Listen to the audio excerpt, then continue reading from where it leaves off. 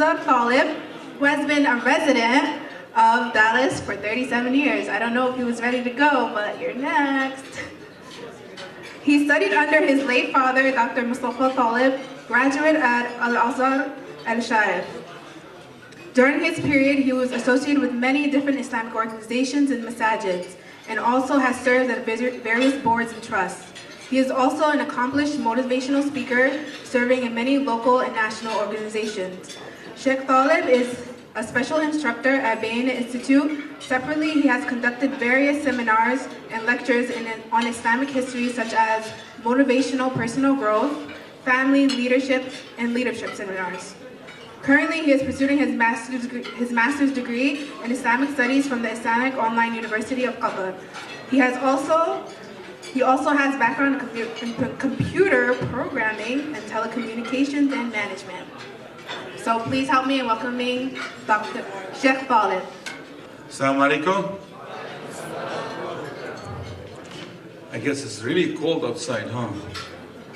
So when you come from the north, when you come from the south, and they drop you on the corner of whatever that 7th Street and 87th Avenue, and they leave you there in the cold. Try to find your way home. But that's fine, that's okay, I understand. It's given me really a great pleasure to be here tonight among all of you. And again, New York is not a strange place for me. I've been here so many times, in so many places, and I see that what we have today is a beautiful thing when I read Majlis Shura, of New York. But brothers and sisters, the question is, as individuals, see, the responsibility, people think, well, we have Majlis Shura, so we can go and relax. But I say, actually, it is our responsibility as individuals that we feel that this is my issue, this is my challenge as a person living in New York and in this society to contribute for the society. And I want to start with a question, actually. And the question is, of all the billions of people or human beings that have been populated the earth, which person have most influenced the cause of history? If you ask yourself this question, if someone asked you this question, whom would you choose? What name? A person that really made a difference in the life of humanity. And that gave me, that showed me the way to look for something to understand this question. And I found out in 1978, a writer by the name Michael M. Hart wrote a book, The 100, a ranking of the most influential person in history. And I encourage all of you to buy this book. By the way, the second edition came in 1992. And this man, he put some criteria to fit that who is going to be in his book out of billions and millions of people that came in the life, in the history of people, humanity. And carefully chosen people to be in his book. And he said it is really tough and it's not easy to choose that person or these people to be in my book. Although a lot of people may disagree with him, but he said, I have my, criteria. He said one of them is the influence that their accomplishment may have on future generation and events. That's number one. He said the second one is the importance of the historical movement to which they contributed. Number three, he said the achievement that so impressive that will be a great mistake to ignore their contribution to humanity. Now in his book, that 100 ranking influential people, he ranked Prophet Muhammad sallallahu alaihi wasallam to be number one.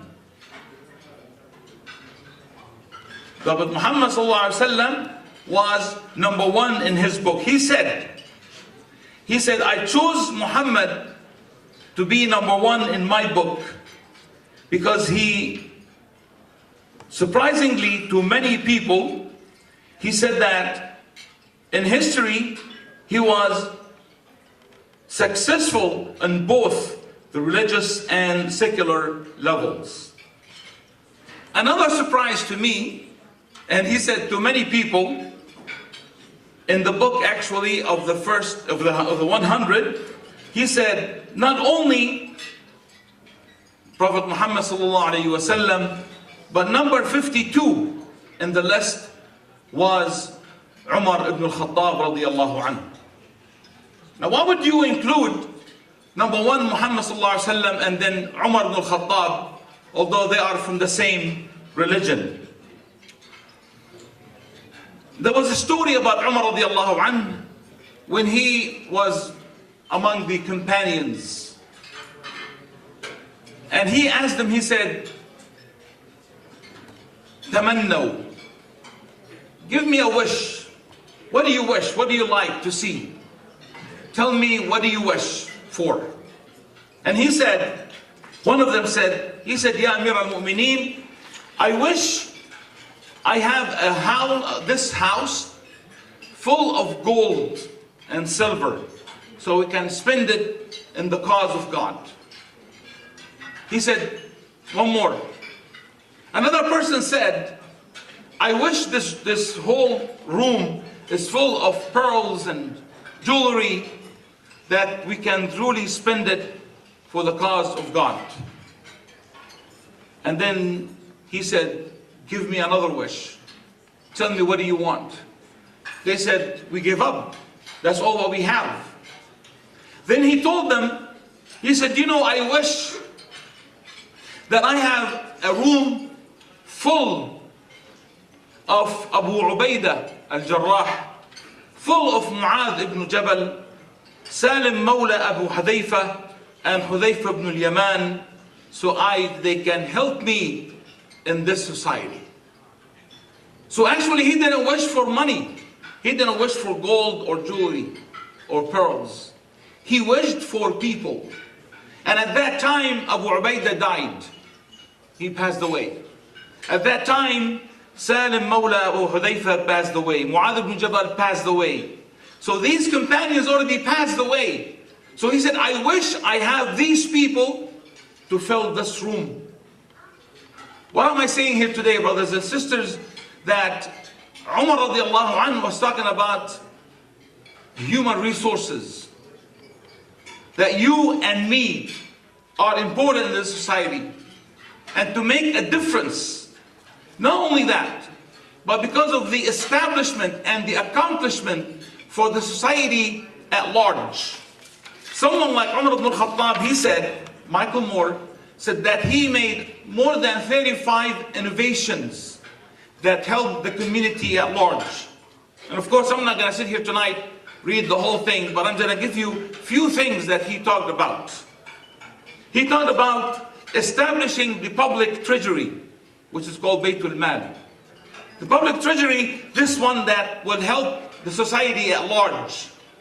And that's exactly what we're looking for today. To have something that can spend on all these activities that the community does. Another thing, he established the court justice and he appointed judges. He paved the roads for the people and even for the animals.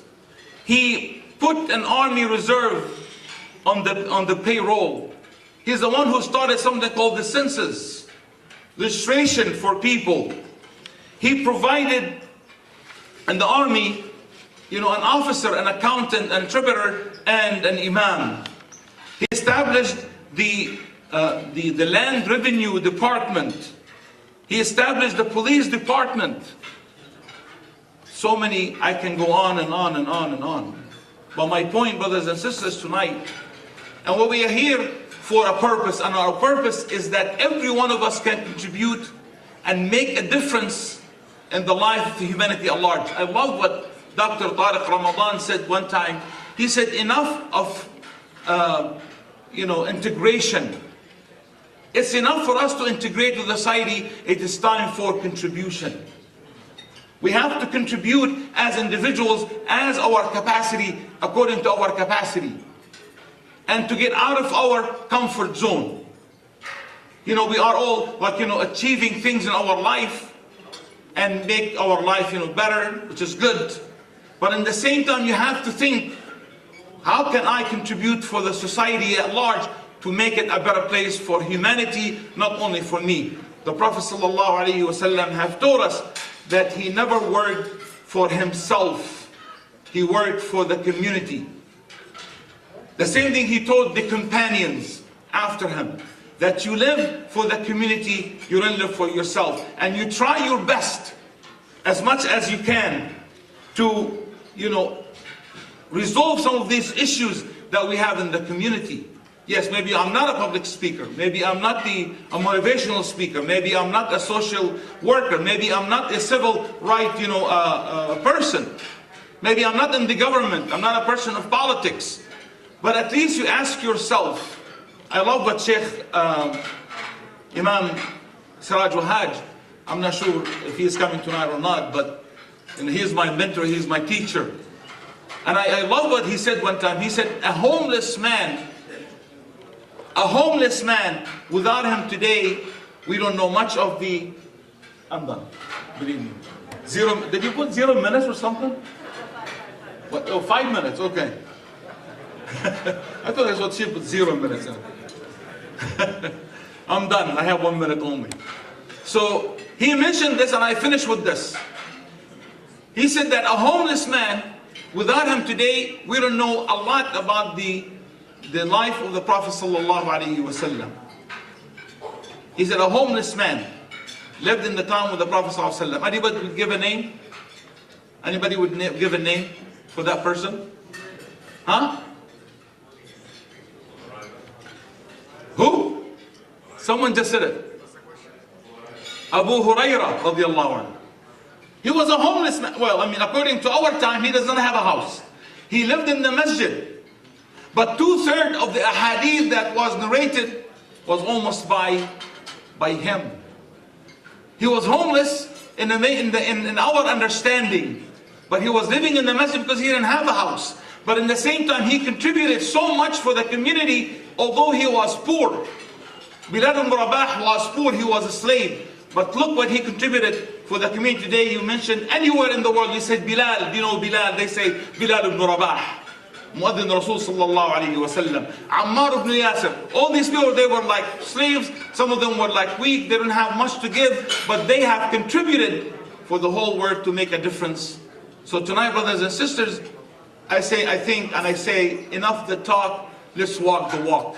Let's really contribute it and dig deep into our hearts and our pockets.